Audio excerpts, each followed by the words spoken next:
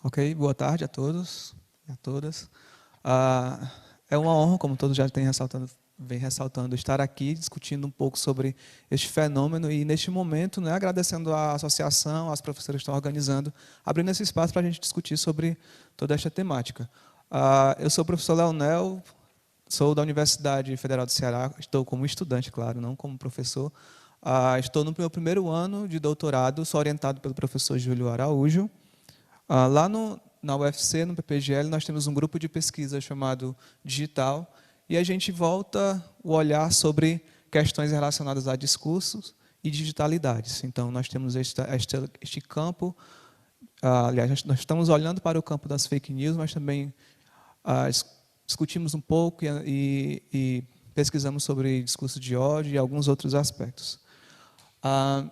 Alguns apontamentos iniciais que estão guiando este olhar que nós estamos fazendo sobre este fenômeno. E é importante ressaltar que o que eu trago aqui hoje é apenas um olhar inicial sobre esta temática da manipulação discursiva. E consideramos que a fake news é uma prática discursiva, pois está muito relacionada à questão de como se produz e como se consome esses textos, né, como se consome esses discursos.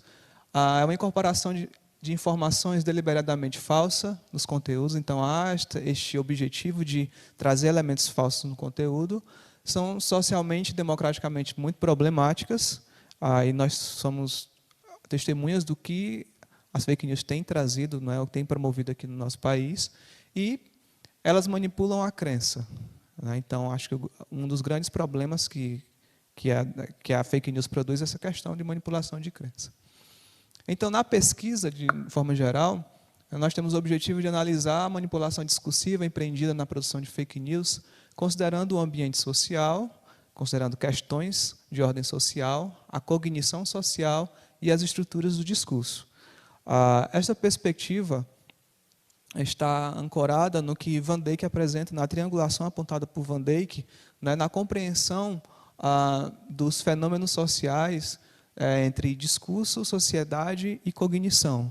Né? Ele traz este elemento da cognição como um elemento que conecta os aspectos discursivos e sociais. Então, nesta apresentação hoje, na pesquisa a gente foca esses três aspectos, mas na apresentação hoje a gente vai trazer um elemento, uma categoria que está aí relacionada à cognição, que é a representação social.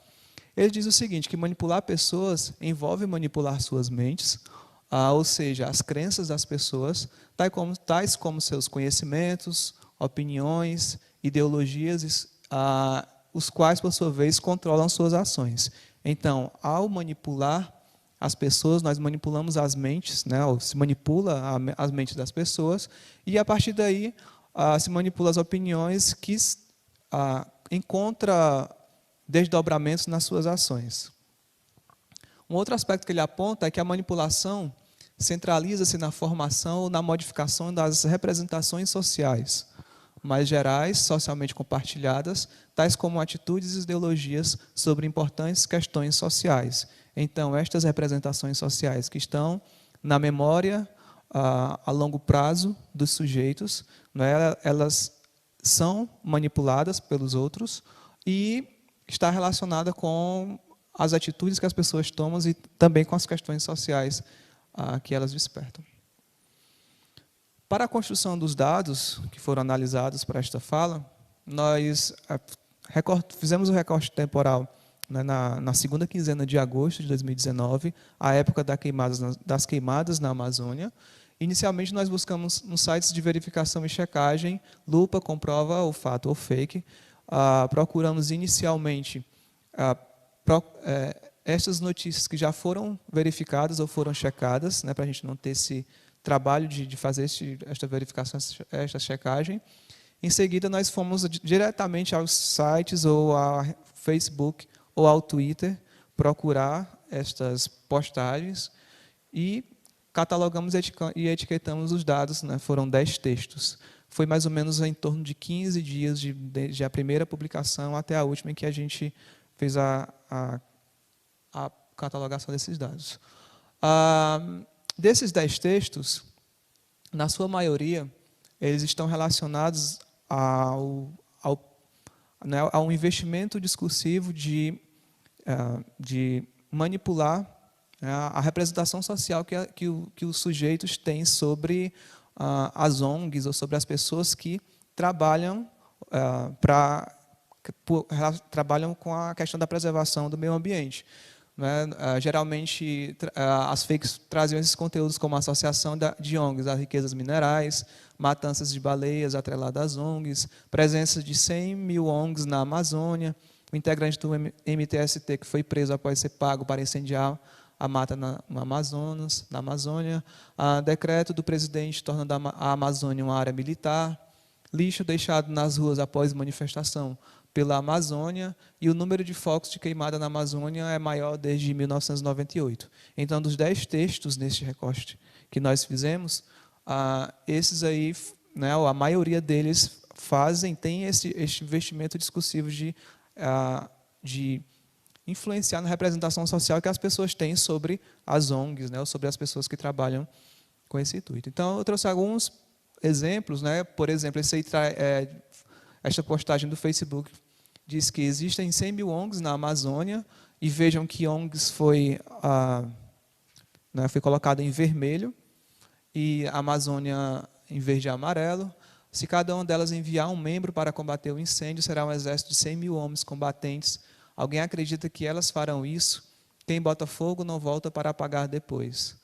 Então, vejam que aí este investimento, utilizando uma imagem que possivelmente não é a própria da queimada, né, a ONG atrelada ao vermelho, que se atrela aos partidos de esquerda, aos grupos de esquerda, e relacionando a questão da quantidade de pessoas que deveriam, de fato, seria um trabalho aceitável, seria, de fato, combater o incêndio, né, e não fazer o que eles acreditam que eles fazem por lá. Então, vejam que alguns comentários né, dessas pessoas que reagem a esta postagem, como apagava no cuspe, quem está comprando ouro roubado, eles não querem que extraia o ouro que tem lá, tem muito, vai desvalorizar.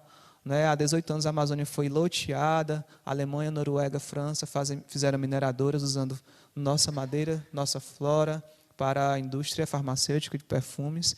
Enfim, isso aí vai fazendo com que as pessoas antes olhassem as ONGs como parceiras dos governos para o combate às queimadas, como combate à destruição, e tornando as ONGs pelo presidente, né, em torno de 40% do fundo amazônico vai para as ONGs, refúgio de muitos ambientalistas. Veja a matança das baleias patrocinada pela Noruega. Então, mais uma vez, atrelando a questão das pessoas que estão lá na Amazônia como exploradoras desses recursos financeiros, né, e atrelando também ao fato de haver uma matança de baleias que, no caso, não era atrelado, não estava relacionado, de fato, a essas ONGs. Então, o que eu trago é que, né, nesse olhar inicial que nós fazemos sobre esses dados, é que há este investimento para que se construa ou se mude as representações que os sujeitos têm sobre o que antes era consenso, né, ou o que se antes tinha relacionados à questão da preservação do ambiente. Né? Então, acreditamos que a produção de fake news é utilizada como um forte instrumento para manipular as representações do outro. Obrigado.